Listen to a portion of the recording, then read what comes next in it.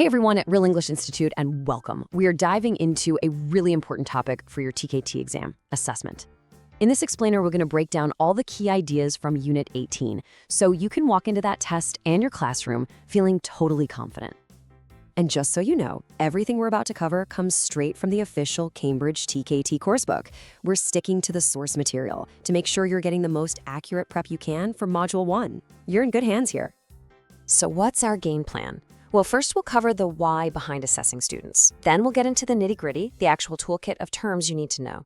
After that, we'll look at specific tasks, what makes a test good, and we'll wrap up with some really focused tips to help you ace the TKT. Ready? Let's get started. Okay, first things first. Why do we even spend so much time on assessment? It's really not just about slapping a grade on a paper. It's actually the foundation of good teaching. It's how we gather the info we need to help our students actually get better. Think of assessment as being like a doctor's diagnostic tool. It's our way of measuring progress, sure, but way more importantly, it shines a light on what our students are getting right and, where they're hitting a wall. And that information is gold because it feeds right back into how we plan our lessons, helping us decide what to review or what to teach next. All right, now for the part that's super important for the TKT. You've got to know the specific names for the tools in your assessment toolkit. Seriously, nailing these terms is a huge step toward passing that exam. Let's break them down. First up, we have the placement assessment. This is basically the sorting hat for any language school, right?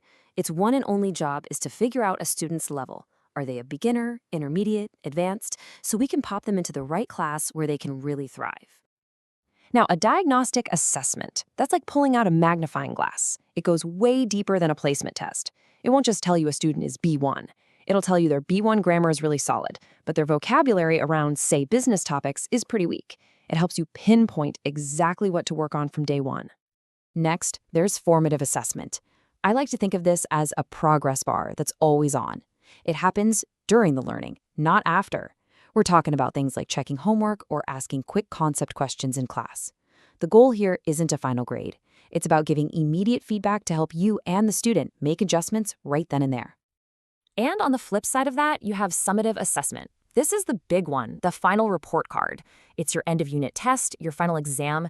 It happens after the learning is done, and its whole purpose is to measure just how much the student learned overall. So if you're going to remember one thing, let it be this. Formative assessment is assessment for learning. It's a tool to get better. Summative assessment is assessment of learning. It measures what's already been learned. It's all about the timing.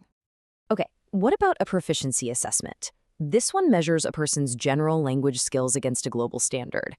Just think of the big ones like IELTS or TOEFL. These exams aren't tied to any one textbook or class. They just answer the big question, how good is this person's English, really? But an achievement assessment is totally different. It's tied directly to what you've been teaching in class. So if you just spent 2 weeks on the present perfect and travel vocabulary, your achievement test will be about, you guessed it, the present perfect and travel vocabulary. It asks, did you learn the stuff I taught you? And finally, we can kind of bucket all of these into two big categories. You've got your formal assessments. Those are the structured things like tests, quizzes, and graded presentations. And then you have informal assessment, which is much more casual.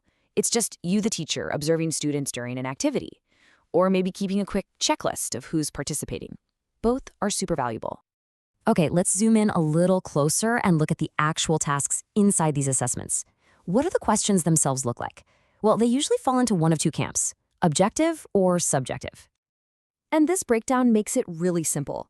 Objective tasks have one and only one correct answer, A, B, C, or D, true or false. There's no gray area. Subjective tasks, though, like an essay or a speaking interview, need a real person to use their professional judgment and a good rubric to decide how good the answer is. We also sort tasks by the skill they're testing. Receptive tasks are all about input. Can a student understand what they read or hear? Productive tasks are all about output. Can they actually produce language by speaking or writing? Any really good, well-rounded assessment is definitely going to test both.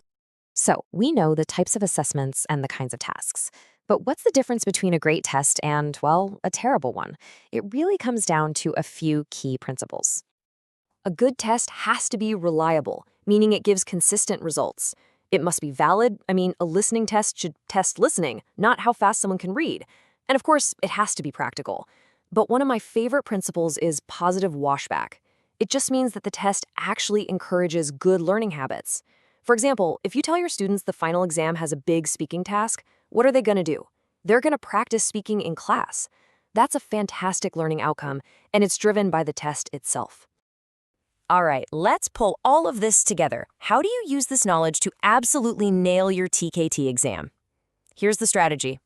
When you get a question on the exam, just run through this mental checklist. First, ask yourself, what is the purpose here? Is it placement, diagnostic, formative?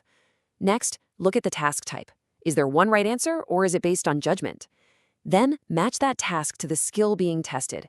And finally, really pay attention to those classroom scenarios to spot the difference between ongoing feedback and an end-of-unit test. Look, when it all comes down to it, it's this simple. If you can understand the why, the purpose behind any assessment, you will have no problem mastering the what, the specific definitions and scenarios you're going to see on the TKT exam. And that's our tour of assessment for the TKT. So I'll just leave you with this question to take back with you. Now that you've seen the whole toolkit, which one of these assessment types, maybe something more informal or a quick diagnostic, could you start using in your own classroom next week? Thanks so much for joining me.